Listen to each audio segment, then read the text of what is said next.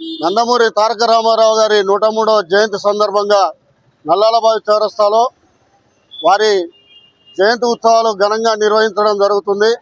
ఆ యొక్క జయంతి ఉత్సవ కార్యక్రమానికి ముఖ్య అతిథిగా విచ్చేసినటువంటి మాజీ మార్కెట్ చైర్మన్, రాష్ట్ర కాంగ్రెస్ నాయకులు పెద్దిరెడ్డి రాజా గారికి, అదేవిధంగా జిల్లా డిసిసి జనరల్ సెక్రటరీ కళ్యాణ్ చక్రవర్తి గారికి, అదేవిధంగా జిల్లా కార్యదర్శి డిసిసి కార్యదర్శి మీరా గారికి, మా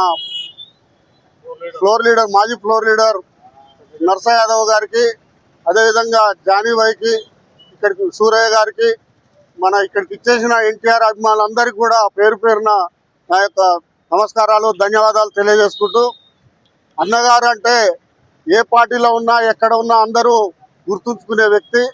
ఆయన స్థాపించిన పార్టీ ద్వారానే ఈరోజు మాలాంటి వాళ్ళంతా బయటకు వచ్చి రాజకీయాలు చేయగలుగుతున్నాం అంటే అది ఒక ఎన్టీ రామారావు గారి వల్ల. కాబట్టి వారికి మేము ప్రతిసారి జయంతి వర్ధంతి మా అభిమానుల తరఫున నిర్వహించడం జరుగుతుంది, పార్టీలకు అతీతంగా. కాబట్టి ఈ యొక్క కార్యక్రమాన్ని ఉద్దేశించి మన మాజీ ఫ్లోర్ లీడర్ నర్స యాదవ్ గారిని మాట్లాడాల్సింది. ఆద్యదావ్యం తెలుగు సినీ పరిశ్రమని నలుమూలల దేశవ్యాప్తంగా ప్రజలకు ఎన్నో సినిమాల ద్వారా, ఒక నటన ద్వారా ఆయన వేయని వేషం లేదు, ఆయన చేయని లేదు.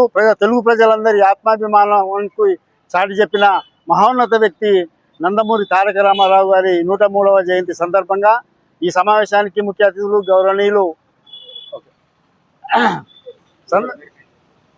3వ జయంతి సందర్భంగా ఈరోజు ఇక్కడ ఎన్టీ రామారావు అభిమానులందరం కూడా ఇక్కడ మేము ఏర్పాటు చేసుకుంటాం. ప్రతి సంవత్సరం కూడా ఆ కార్యక్రమంలో ఈరోజు ఆయన చేసిన సేవలు 1982లో తెలుగుదేశం పార్టీని స్థాపించి ఒక 6 నెలల్లోనే ఈ రాష్ట్రాన్ని ఏలిన పేద బడుగు బలహీన వర్గాల కోసం ప్రత్యేకంగా ఏర్పాటు చేసిన మాలాంటి ఎంతోమంది ఈరోజు రాజకీయ నాయకులుగా ఉన్నామంటే ఆ పార్టీ ద్వారానే.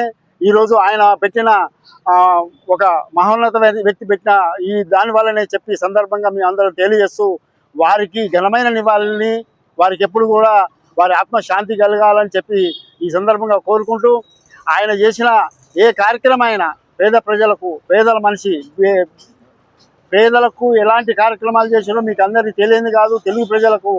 తెలుగు ప్రజల్ని ఢిల్లీ స్థాయిలో వెళ్ళినటువంటి ఈ మహోన్నత వ్యక్తికి కారణ జన్ముడు, ఆయన యువ పురుషుడు.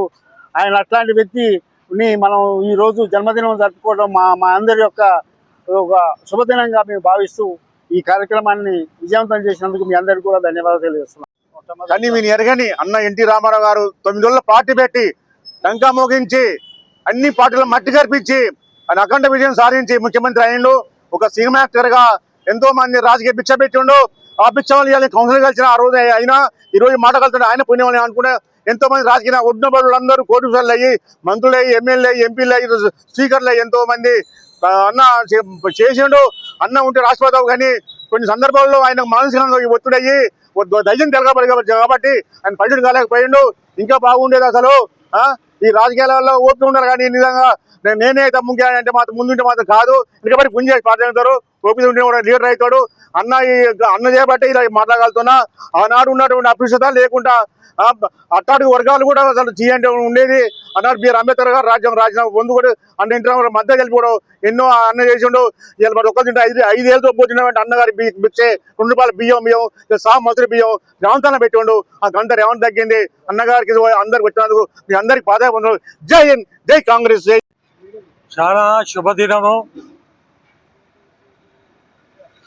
పవిత్రమైనటువంటి బక్రీదు పండుగ సందర్భంగా ముస్లిం సోదరులకు శుభాకాంక్షలు తెలియజేస్తూ, భారతదేశ వ్యాప్తంగా, ప్రపంచ దేశ వ్యాప్తంగా ఉన్నటువంటి ఎన్టీఆర్ కోట్లాది మంది అభిమానులకు కూడా మరి 103వ జయంతి అన్నగారి జయంతి సందర్భంగా వారందరికీ కూడా శుభాకాంక్షలు తెలియజేస్తూ, మరి ఈరోజు ఈ కార్యక్రమాన్ని నిర్వహిస్తున్నటువంటి మాజీ మున్సిపల్ వైస్ చైర్మన్, అదేవిధంగా సూర్యాపేట డిసిసి కార్యదర్శి సోదరుడు నేరెళ్ళ మధుగౌడ్ గారికి, అదేవిధంగా ఈనాటి కార్యక్రమానికి హాజరైనటువంటి డిసిసి ప్రధాన కార్యదర్శి చిరంజీవి కళ్యాణ్ చక్రవర్తి, అదేవిధంగా మరో డిసిసి కార్యదర్శి మీరా గారికి, అదేవిధంగా మాజీ పట్టణ tour leader municipal Narasayya Yadav గారికి, జానీబాయి గారికి, సూరయ్య గారికి, శంకర్ గారికి, వెంకటయ్య గారికి, ఎలుగూరి వెంకన్న గారికి, ఉపేందర్ గారికి,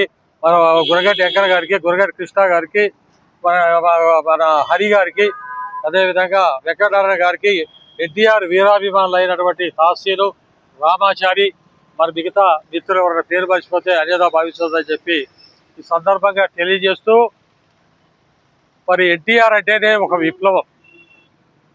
33 సంవత్సరాలు తన సినీ జీవిత చరిత్రలో వెండితెర మీద ఒక రారాజుగా, ఒక మగుటం లేని మహారాజుగా, కృష్ణుడు అంటే ఎన్టీఆర్ఏ, రాముడు అంటే ఎన్టీఆర్ఏ, అదేవిధంగా ఒక ప్రతినాయకుడు దుర్యోధనుడు అంటే ఎన్టీఆర్ఏ, ఒక రావణాసురుడు అంటే ఎన్టీఆర్ఏ, ఒక పోతులూరి వీరబ్రహ్మేంద్ర స్వామి అంటే ఎన్టీఆర్ఏ, శ్రీకృష్ణదేవరాయలు అంటే మనకు తెలియదు ఏ విధంగా ఉంటాడో ఎన్టీఆర్ఏ. ఆ రకంగా దాదాపు తెలుగు ప్రజలందరూ కూడా తమ తమ ఆరాధ్య దైవాన్ని ఎన్టీఆర్లోనే చూసుకుని, మరి 1982లో అన్న ఎన్టీ రామారావు గారు పార్టీ పెట్టినప్పుడు భారతదేశంలో ఎక్కడ లేని విధంగా 9 మాసాలకే అధికారంలోకి వచ్చినటువంటి ఘనమైన చరిత్ర అన్న ఎన్టీ రామారావు గారు అని చెప్పి సందర్భంగా నేను తెలియజేస్తా ఉన్నాను. ఎన్టీఆర్ అంటే తెలుగువారి యొక్క ఆత్మగౌరవానికి ప్రతీక. ఎన్టీఆర్ అంటే నీతి నిజాయితీకి నిలువుటద్దం. ఎన్టీఆర్ అంటే క్రమశిక్షణకు మారుపేరు. ముఖ్యమంత్రి అయిన తర్వాత ఈ దేశంలో, ఈ భారతదేశంలో ప్రస్తుతం ఉన్నటువంటి తెలంగాణతో కలుపుకుంటే 29 రాష్ట్రాలు, మరి ఆనాడు ఉన్నటువంటి 25 రాష్ట్రాల్లో ఏ ముఖ్యమంత్రి కూడా ఎన్టీఆర్ లాగా ₹1 జీతం తీసుకొని పరిపాలన కొనసాగించలేదు. ఎక్కడ కూడా రూపాయి అవినీతికి ఆస్కారం లేకుండా ఎన్టీ రామారావు పరిపాలన చేయడం జరిగింది. ఈ ఆనాడు పేదలకు 5 ఏళ్ళు నోట్లోకి పోవాలంటే చాలా కష్టంగా ఉండేది. ఎన్టీఆర్ వచ్చిన తర్వాతనే మరి ₹2 కిలో బియ్యం పెట్టి మరి పేదలకు పట్టెడు అన్నం పెట్టడం జరిగింది. చాలా మందికి ఒళ్ళు కప్పుకోవడానికి చాలీసాలని బట్టలు ఉంటే సగం ధరకే చీరలు దవతలు ఇచ్చినటువంటి ఘనత ఎన్టీ రామారావుది. అంతేకాకుండా తాలూకా వ్యవస్థలు ఎక్కడెక్కడి నుంచో రావాలి, 150-200 కిలోమీటర్లు ఇచ్చి ఒక క్యాస్ట్ సర్టిఫికేట్ కావాలంటే, ఒక ఇన్కమ్ సర్టిఫికేట్ కావాలంటే ఇబ్బంది పడేటువంటి పేద ప్రజానికానికి, విద్యార్థులకు వాళ్ళ యొక్క సమస్యను తీర్చి రద్దు చేసి మండలాలు ఏర్పాటు చేసినటువంటి ఘనమైన చరిత్ర ఎవరిదైనా ఉందంటే ఎన్టీఆర్ది. అంతేకాకుండా ఆడపడుసులకు ఆస్తిలో సమాన హక్కు కల్పించిన చరిత్ర ఎవరికైనా ఉందంటే అది ఒక ఎన్టీఆర్కి. అంతేకాకుండా బడుగు బలహీన వర్గాలంటే ఆనాడు అంబేద్కర్ తర్వాత అంత ప్రేమ ఉన్నటువంటి నాయకుడు ఎవరన్నా ఉన్నారంటే 20% బీసీలకి రిజర్వేషన్ కల్పించిన ఎన్టీఆర్ఏ మరో అంబేద్కర్కు సాటి అని చెప్పి ఈ సందర్భంగా మనం చేస్తా ఉన్నాను. ఈ రకంగా ఎన్నో చెప్పుకొని పోవాలంటే ఎన్టీఆర్ చరిత్ర ఒక మహాగ్రంథం. ఆ గ్రంథాన్ని మనం ఏళ్ల తరబడి చదువుకున్నా కానీ ఇంకా చదవాలనిపిస్తుంది, భావితరాలకు ఆదర్శం అనిపిస్తుంది.